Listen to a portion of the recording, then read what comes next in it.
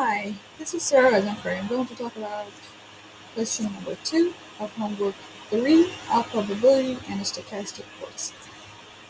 Uh, okay, in question number 2, we have x, which is a uniform distribution in the range of a and b, and y is equals to x to the power of 2. In the first part, we want to find and draw the probability density function and the probability distribution function. Okay, let's go to the answer of this question. Um, First of all, because we know that this is a uniform function and it is between a and b, so we know that this the probability density function has the value of 1 divided by b minus a between a and b.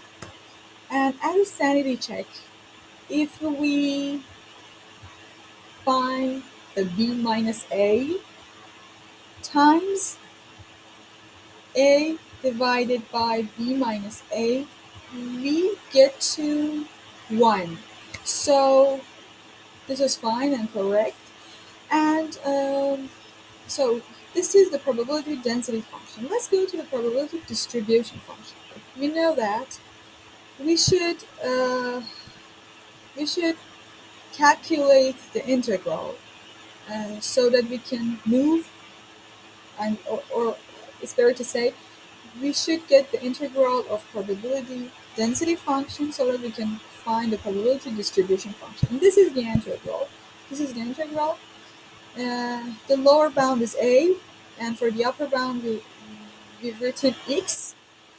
And after getting the integral, we get to x divided by b minus a, and we put the upper and lower bounds, and we get to this x minus a divided by b minus a. And we can write it like this because we know that for x smaller than a, this is 0, and for x between a and b, we have calculated this value by integral. And because we know that the probability density, the probability distribution functions is ascending, and uh, which is equals to the probability of x uh, being smaller than x. So we know that for x greater than b, it is always 1. Okay, and we have the plot here, as you can see. And yeah, this was for part A. Let's go to part B, which is a little bit trickier. Here, we know the A and B. That's totally okay.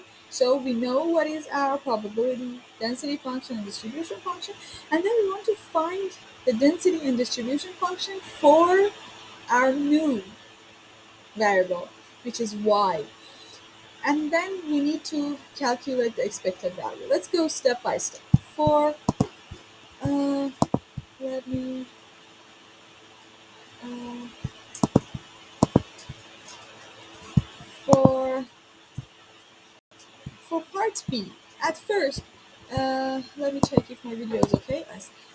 For part B, we first substitute the B and A in the formula, and then we understand that the probability density function is 1 divided by 4, and the probability distribution function is x plus 1 divided by 4. Okay. If, okay. Let me check.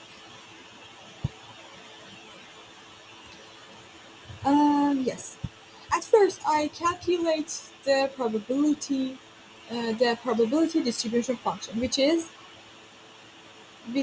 equal to probability of y, random variable y, being less than small y.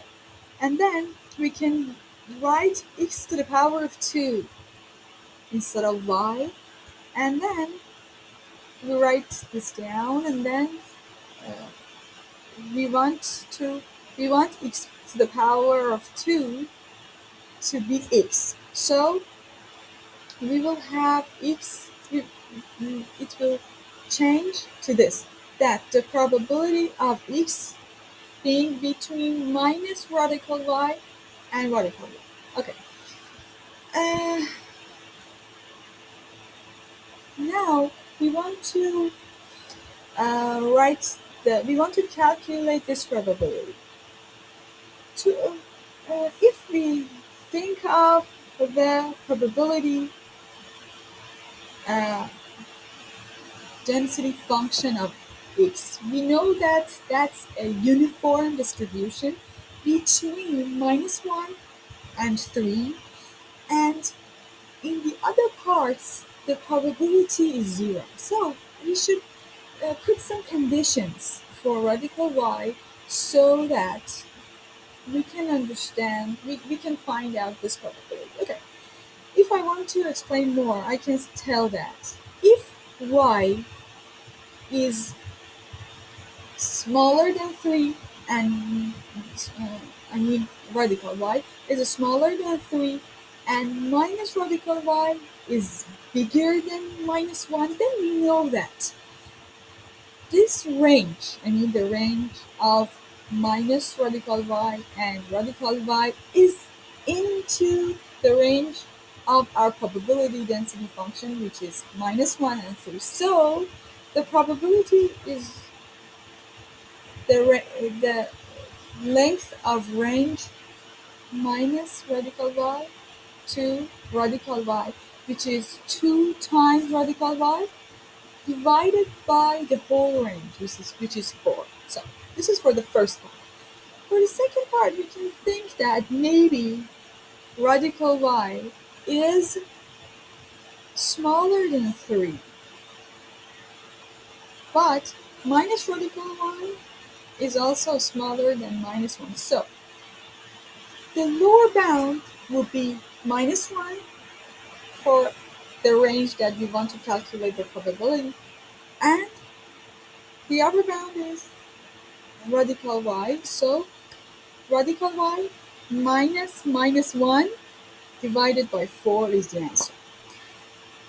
Let's think out the situation that uh, radical y is greater than 3, and we are out of the range for a and b, for -1 and 3. But because we are calculating the probability distribution function, we know that out of the range the probability is 1. So we should write down 1 as I have written down, and then the, the plot is easy because we have the ranges and we have the formula. So for example, we know that if y is smaller than 1, the formula is 2 times radical y divided by 4. If y is between 1 and 9, the formula is radical y plus 1 divided by 4. And from 9 till infinity, we have 1. So this is fine. Let's go to calculate the probability density function of y. This is again very simple because we have the probability distribution function, and by by calculating the derivatives, we will get to probability density function. So that's totally fine and easy. This is only derivatives. Let's go to and then we can plot it because we know the ranges and we know the formula, and that's simple. Let's talk about the last part, which is the expected value of y. Again, uh, this is also simple because we have the probability density function. If we get the integrals, we can get to the expected value. So the expected value of y is y times the probability density function. And because the probability density function in the range 0 to 1 is different from 1 to 9, I have written two terms, and I'm just doing the, I'm just uh, calculating each part separately, and then I uh, add these two parts together, and I will get to the answer. Um, so here was my answer to question number 2 of homework 3. Thank you.